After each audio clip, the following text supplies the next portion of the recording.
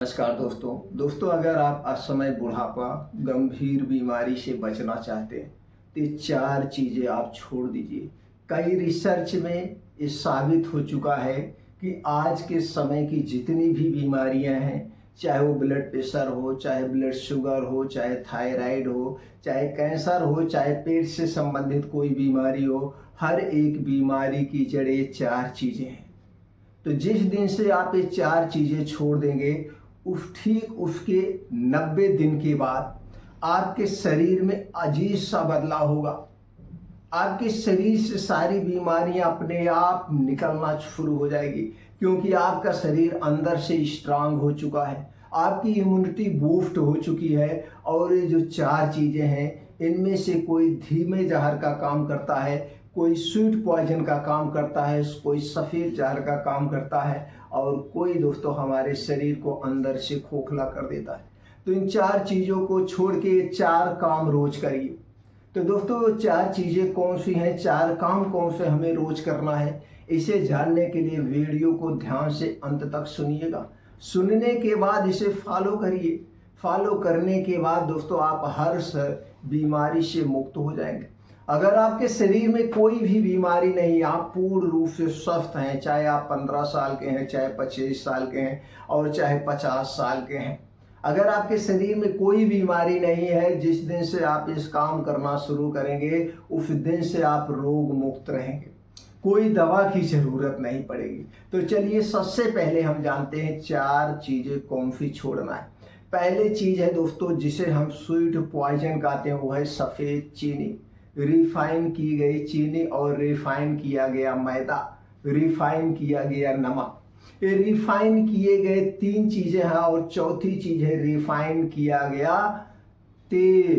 ये चारों रिफाइन किए गए चीज़ें हमारे शरीर के लिए सबसे खतरनाक हैं। और जितने भी खाने पीने की चीज़ें हैं, खुली चीज़ चाहे हो चाहे पैकेट बंद चीज़ हो, सारी चीज़ें इन्हीं चीज़ों से बनाई जाती है। और आज के समय में सुबह से शाम तक सभी लोग, चाहे बच्चे हो, चाहे युवा हो, चाहे बुजुर्ग हो, सब लोग सुबह से लेकर शाम तक इन्हीं चीज़ों से बनी हुई 80% चीज़ें खाते हैं।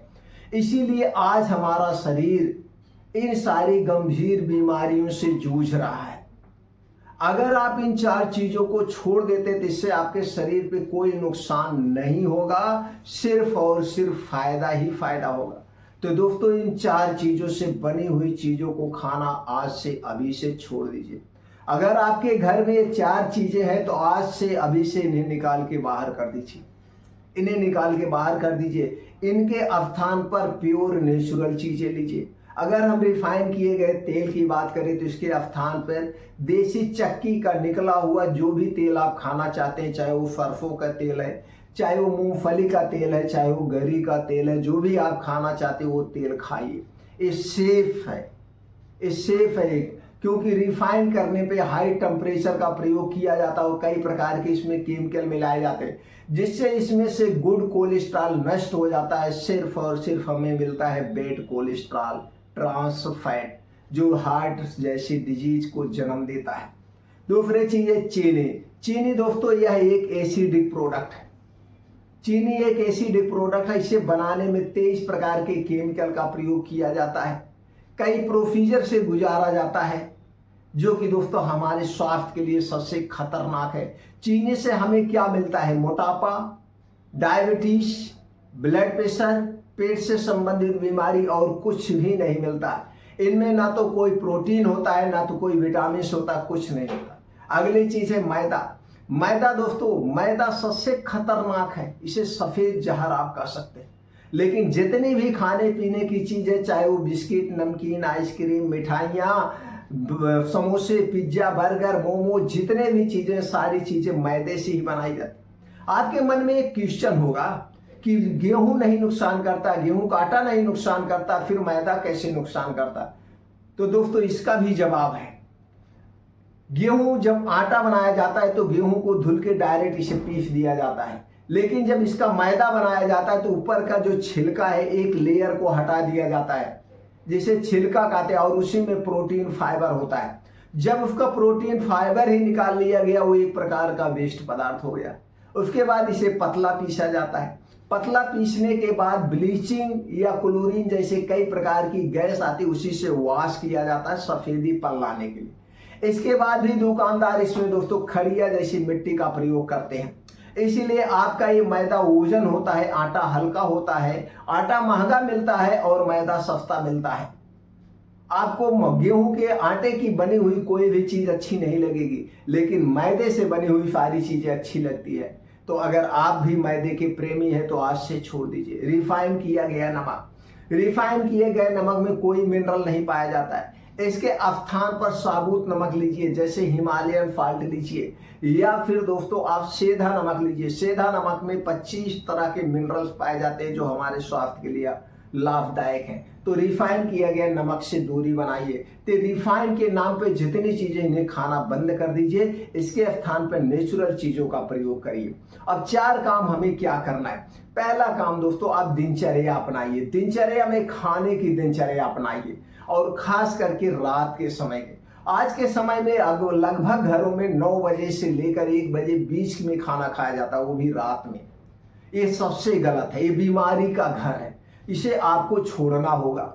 हमें प्राकृतिक समय अपनाना होगा। प्रकृति का समय क्या है? प्रकृति का समय है दोस्तों सूर्य डूबने के पहले।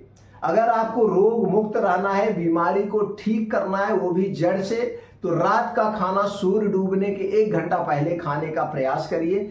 जिस दिन से यह नियम अपनाएंगे उसी दिन से आपका शरीर रोग मुक्त होना शुरू हो जाएगा। प्रैक्टिकली है दोस्तों, क्योंकि सूर्य डूबने के बाद हमारा पाचन तंत्र स्लो हो जाता है। जो कुछ भी हम खाते पीते हमारे शरीर में ऐसे पड़ा रहता है, और ज्यादा देर तक पड़ा रहने के कारण फिर वो फड़ने लगता है, और जब फड़ा हुआ खाना गैस कब्ज एसिडिटी हर एक बीमारी की जड़ है। इसे आपको अपनाना होगा। दूसरा नियम, जब आप जल्दी खा लिए तो आप जल्दी सोने भी जाएंगे, तो 6 से 7 घंटे की गहरी नींद चाहिए। और आपको दोस्तों 4 बजे उठ जाना है। उठने के बाद 1 से 2 गिलास गुनगुना पानी पीजिए, तुरंत आपके शरीर को एनर्जी मिलेगी। पाचन तंत्र को इम्प्रूव करता है, गैस एसिडिटी को दूर करता है।